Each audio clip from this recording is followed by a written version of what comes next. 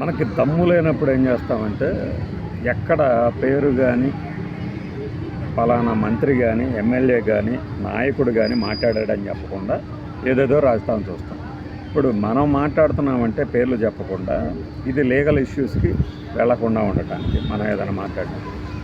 ఎన్టీఆర్ గారి విగ్రహం అమరావతిలో ఏర్పాటు చేయాలనే దాని మీద వైఎస్ఆర్సీపీకి సంబంధించిన కొంతమంది నకిలీ ఐడీలతో కులాల మధ్య చిచ్చు పెట్టేందుకు ప్రయత్నిస్తున్నారట.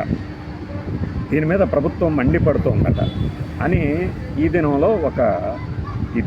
ఒక కథనం వచ్చింది. ఆ కథనం చూస్తే ఆశ్చర్యపోతాం అన్నమాట.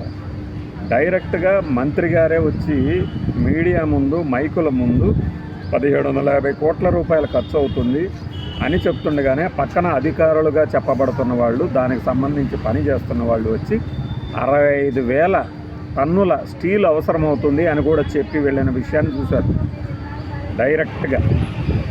అలాంటి దాని మీద ఈనాడులో కథనం ఏంటంటే దీని మీద ఇంకా నిర్ణయం తీసుకోలేదట ప్రభుత్వం. మరి బయట జరుగుతున్న ప్రచారం ఏంటి? సరే, వైఎస్ఆర్సీపీ వెధవలు చేసే ప్రచారాన్ని పక్కన పెట్టండి, వాళ్ళందరూ ఎదవలు కదా, వాళ్ళని ఎట్టైనా ప్రజలు శిక్షిస్తారు. మరి మంత్రి గారే చెప్పారు, పక్కన అధికారులు చెప్పారు ఎంత అవుతుందని. ఇలా ప్రభుత్వం ఇంత ఖర్చు పెట్టడం ఏంటి అని విమర్శలు వస్తున్న తరుణంలో దీని మీద త్రిపుల్పీకి వెళ్తున్నామని కొంతమంది, లేదు అది టీడీపీకి వచ్చే విరాళాలతోనే కడుతున్నామని కొంతమంది మాట్లాడుతున్నారు కదా. మరి ఇంకా ప్రభుత్వం నిర్ణయం తీసుకోలేదు ఏంటి? ప్రభుత్వంతో సంబంధం లేదు కదా, వాళ్ళు చెప్తున్న దాని ప్రకారం. మళ్ళీ ప్రభుత్వం నిర్ణయం తీసుకోలేదని చెప్పడం ఏంటి? వివిధ వర్గాలని, అన్ని వర్గాలని ఇందులో భాగస్వాములని చేయాలని ఆలోచిస్తుంది అట. ఎవరు చెప్పారు? అధికారికంగా టీడీపీ నుంచి ఎవరైనా కానీ, లేదు ఆ విగ్రహ ఏర్పాటు ఇంకా నిర్ణయం జరగలేదు కాబట్టి ఏర్పాటు అవుతుందో లేదో తెలియని ఆ విగ్రహ ఆవిష్కరణ కమిటీ కానీ ఎవరైనా చెప్పారా? అఫీషియల్గా ఎవరైనా చెప్పారా? అన్ని వర్గాలను కలుపుకుపోవాలి, ఇందులో భాగస్వాములు చేయాలని ఆలోచిస్తున్నారా? ప్రభుత్వంకి ఏం పని మరి వాళ్ళు కట్టనప్పుడు? అంటే డబ్బంతా మేము సమీకరిస్తాం కానీ ప్రభుత్వం తరఫున దీనికి ఏర్పాటు చేయండి అని ఎవరైనా చెప్పారా? మనకు దమ్ము ఉండాలా చెప్పాలనుకున్నప్పుడు. వైఎస్ఆర్సీపీకి సంబంధించిన కొంతమంది దరిద్రపు వాదన తీసుకొస్తున్నారు, ఇది కుదరదు అని ఎవరో ఒక మంత్రి చేత, ఎమ్మెల్యే చేత మాట్లాడించాలి, టీడీపీ వాళ్ళ చేత. వాళ్ళ తరఫున మనమే ఒక కథనం రాసేసి ఇంకా అట. దీంట్లో ముక్తాయింపు చూడండి. గతంలో పోలవరం ప్రాజెక్టు పూర్తి కాక ముందనే దాని మధ్యలోనే వైఎస్ఆర్ విగ్రహం పెట్టాలని వైఎస్ఆర్సీపీ ప్రభుత్వం నిర్ణయించిన సంగతి కూటమి నేతలు గుర్తు చేస్తున్నారు అట. కూటమి నేతలు అంటే ఎవరు గుర్తు చేశారు? అంటే గుర్తు చేశారు, ఎవరన్నా మాట్లాడారా? అంటే పోలవరం మధ్యలో వైఎస్ రాజశేఖర రెడ్డి విగ్రహం పెడితే రాని తప్పు, అభ్యంతరం, ఇక్కడ ఫలానా ప్రాంతంలో పెడితే తప్పేంటి అనేది వాళ్ళ అర్థం. పోలవరంలో ఎక్కడన్నా వైఎస్ రాజశేఖర రెడ్డి గారు కానీ, ఆ కాంగ్రెస్ పార్టీ కానీ, అప్పుడు కాంగ్రెస్ పార్టీ కానీ ఎక్కడన్నా ఏదన్నా గొడవలకి కారణమైంది అనే ఆరోపణలు ఏమన్నా వచ్చినాయా? అంటే తెలివి మనకే ఉందనుకుంటాం. వాళ్ళు చెప్తున్న అభ్యంతరాలు ఏంటి? వీళ్ళు ఒక ప్రాంతంలో పెట్టాలనుకున్నారు, ఆ ప్రాంతవాసులే వచ్చి పెట్టాలని అడిగారట. ఈ కథనం ఉద్దేశం, ఈ కథనం గురించే మాట్లాడుతున్నాను. ఎవరు రాశారు ఈ స్టోరీ? అక్కడే పెట్టాలని ఎవరు కోరారు? వాళ్ళంతటా వాళ్ళు వచ్చేసి ఇదిగో ఇన్ని వేల టన్నుల స్టీల్ అవసరం అని చెప్దాము అని వాళ్ళు డిసైడ్ చేశారా? ఇంత అడుగుల్లో కట్టండి అని వాళ్ళే డిమాండ్ చేశారా?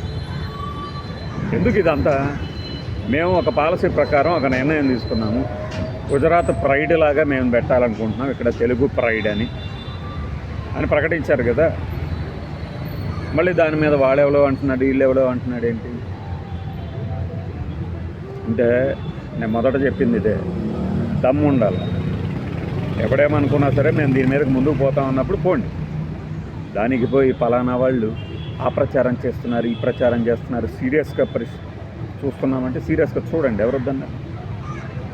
ఇప్పుడు ఎవరు వద్దన్నా కూడా మెడికల్ కాలేజీలకి సంబంధించి, ప్రభుత్వ కళాశాలలకు సంబంధించి, వైద్య కళాశాలకు సంబంధించి త్రిపుల్పీ అనే ఒక మోడల్లో మేము వెళ్తున్నాం అన్నారు.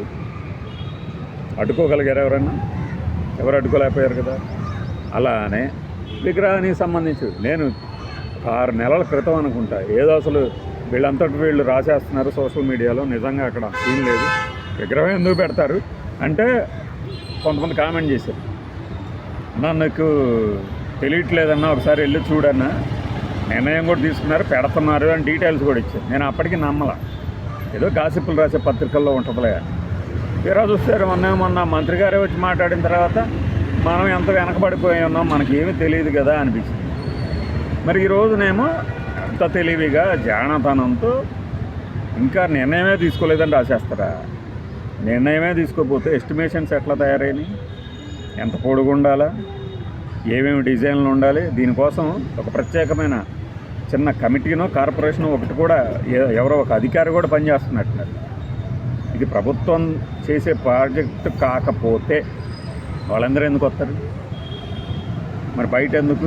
లేదు విరాళాలతో కడతామని, విరాళాలతో కట్టండి, లేదంటే గవర్నమెంట్ ఖర్చుతోనే అయినా కట్టండి. క్లారిటీ ఓపెన్గా ఉండాలి కదా, ట్రాన్స్పరెన్సీ ఉండాలి కదా. మేము తెలుగు ప్రైడ్తో ఒక పెద్ద మ్యూజియం ఏర్పాటు చేయబోతున్నాము, ఇక్కడ ఎన్టీఆర్ గారి విగ్రహం అయితే బాగుంటుంది అనుకున్నాం, మేము పెడుతున్నాము. దీని మీద కులాల మధ్య చిచ్చు పెట్టేలాగా వ్యవహరించవద్దు, సింపుల్. ఆ తర్వాత చట్ట ప్రకారం ఏం చర్యలు తీసుకోవాలో ఆ చర్యలు తీసుకోవచ్చు. దానికి బెదిరింపు దూరంలో ఇంకా మేము తీసుకోలేదు, దాని గురించి ఇలా అంటామేంటి అంటే హింట్ ఇస్తున్నారన్నమాట. ఈ యాజమాన్యము హింట్ ఇస్తుంది, వాళ్ళు ఇలా అభ్యంతరం పెడుతున్నారు కదా, మీరు అప్పుడు రాజశేఖర రెడ్డి విగ్రహం పెడతా ఉన్నారు, ఆ అంశాన్ని ముందుకు తీసుకురండి అని హింట్ ఇస్తున్నారన్నమాట. ఎందుకలా? రాజశేఖర రెడ్డి గారికి విగ్రహము పూర్తి కాకముందు అక్కడ పెట్టారు అంటే ఆ పోలవరాన్ని ఫైళ్ళు దుమ్ము దులిపి దాన్ని ముందుకు తీసుకెళ్ళింది ఎవరు? ప్రాజెక్ట్ పెట్టేశారు అక్కడ విగ్రహం? నాకైతే తెలియదు. మరి ఇది కూడా తెలియదా అని అడగ, ప్రతిదీ తెలియాల్సిన అవసరమేం లేదు. తెలుసుకుందాం. విగ్రహాల మీద రాజకీయాలు, ఆ పార్టీ ఈ పార్టీ లేదు, ప్రతి పార్టీ చేస్తుంది. దీనికి పోయి మనం ఎందుకు వకాలతో పుచ్చుకోవాలి? జర్నలిజాలు పాతకే విలువల గురించి ఒకళ్ళు చించుకొని మరి గుండెలు బాదుకొని మరి బాధపడుతుంటాం కదా. మన మెడలో ఎందుకు పార్టీ కండవాలు వేసుకోవాలి? ప్రభుత్వం వినిపిస్తుంది, పార్టీల వాదన పార్టీలు వినిపిస్తాయి. వాళ్ళకి నువ్వు హింట్ ఇస్తే ఇచ్చుకో, నీ మెడలో కండవా వేసేసుకొని ఇచ్చుకో. ఈ స్టోరీ చూసిన తర్వాత అనిపించింది అనమాట. మామూలుగా ఆ విషయం గురించి మనమే చాలా తక్కువ మాట్లాడింది, మిగతా వాళ్ళందరూ రోజుకోటి పెట్టేస్తారు, అది ఎలా చేస్తారు, ఇది ఎలా చేస్తారని. మనకు అంత అవసరం అనిపించదు కాబట్టి ప్రతి టాపిక్లో ఆ చరిత్ర అంతా తెలుసు, ఎక్కడేం జరిగింది, ఆ ప్రాంతాన్ని ఎందుకు ఎంచుకుంటున్నారని వీళ్ళు ప్రచారం చేస్తున్నారు, ఇవన్నీ తెలుసు. తెలిసి కూడా అనవసరమైన విషయాల మీద అనవసరమైన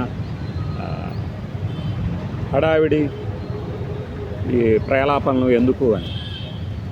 కానీ కథనం మాత్రం అద్భుతం, రాసింది 10 లైన్లు, అద్భుతం అనమాట. ఒకటికి హింటు, ఒకటికి మార్గదర్శకత్వం, ఒకటి తరపున వకాల్తా, 10 లైన్లోనే. దీన్నే జానతనం అనేది. ఇదే సాక్షి దగ్గర లేదు, చీప్గా యాక్చి అనిపించుకుంటూ ఉంటుంది. అవసరం లేదు, కరెక్ట్గా వారానికి 10 మంచి స్టోరీలు రాయగలిగితే చాలు. మంచివి రోజు 100 కొద్దీ ఆత్మస్థుతి పరనింద కన్నా వారానికి ఒక 10 స్టోరీలు చాలు మంచివి. దొరకవా? సోషల్ మీడియాకి వెళ్ళండి, వరల్డ్ అని దొరుకుతుంది. ఎన్టీఆర్ విగ్రహం పెట్టాలని దాని మీద ఇంకా తుది నిర్ణయం కూడా తీసుకోలేదట. కాస్త నిర్ణయం, తోక నిర్ణయం తీసుకున్నారా?